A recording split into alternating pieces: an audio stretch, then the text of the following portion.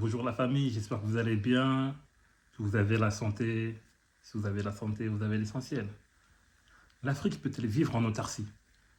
Moi, j'ai souvent répondu par l'affirmative à cette question que je me posais ou lors de discussions avec mon entourage ou des amis ou d'autres personnes qui me retorquaient. Mais non, l'Afrique aurait besoin de s'ouvrir au monde car c'est la mondialisation, car aujourd'hui, avec le libre-échange, on ne peut pas vivre en autarcie, qu'on a besoin de d'inter-échanger ou d'échanger tout simplement différents matériaux ou l'échange tout simplement même culturel, que l'Afrique ne peut pas vivre hors du monde car elle fait partie du monde. Oui, certes, l'Afrique fait partie du monde, mais pourquoi l'Afrique ne pourrait pas vivre en autarcie?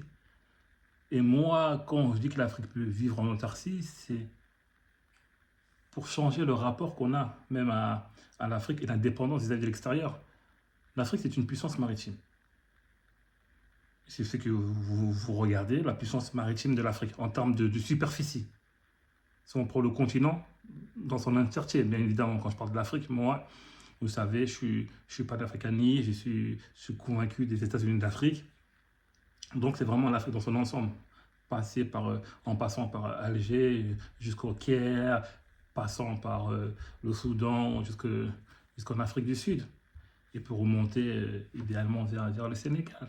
Moi, c'est vraiment là quand on dit que l'Afrique peut vivre en autarcie. Elle a les moyens naturels.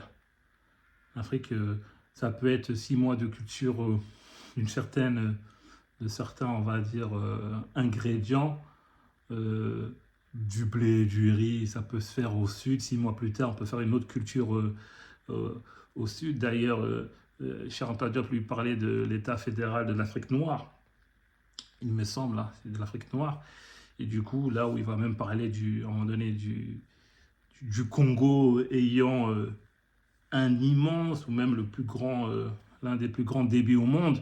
Donc même pour l'électricité, le Congo à lui seul a une potentialité de pouvoir électrifier tout le continent. La Mauritanie, avec ses eaux les plus poissonneuses au monde, peut nourrir en tout cas une bonne partie de l'Afrique et ainsi de suite. On n'en finit pas des richesses, ça peut être cheptel, ça peut être des richesses minières, énormément de richesses minières. Si on prend tout le continent en le formant en un seul, on se rend compte vite fait que c'est l'un des continents où il y a énormément de richesses minières, aussi les richesses qu'on peut dire naturelles, mais aussi l'aspect culturel qu'on oublie souvent de mentionner.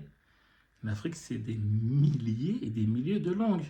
Je ne sais pas si vous vous rendez compte de la richesse que cela confère à tout un peuple. C'est la possibilité de voir un monde d'une, j'allais dire d'une centaine, mais un monde de le voir indéfiniment différent à travers les différentes cultures. Qu'on prend le Peul, qu'on prend le Souniké, qu'on va prendre un Diola ou une personne de l'ethnie Ashanti par exemple, va voir le monde d'une certaine manière. Et ça, c'est une possibilité, j'ai envie de dire, infinie pour la création artistique, en termes de musique, en termes de films, etc. Donc l'Afrique a cette potentialité-là de vivre en autarcie. Elle n'a pas besoin du monde pour vivre.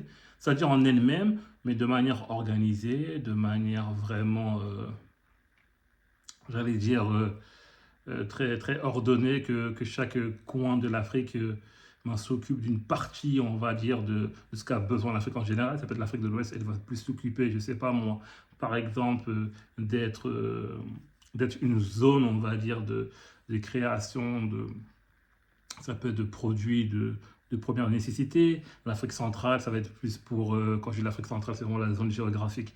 Ça va être plus être une force d'électrification pour donner de l'énergie à tout un continent. Donc, sans pour autant passer même par l'Algérie, par exemple, qui peut être aussi euh, un immense pays en termes de superficie maritime.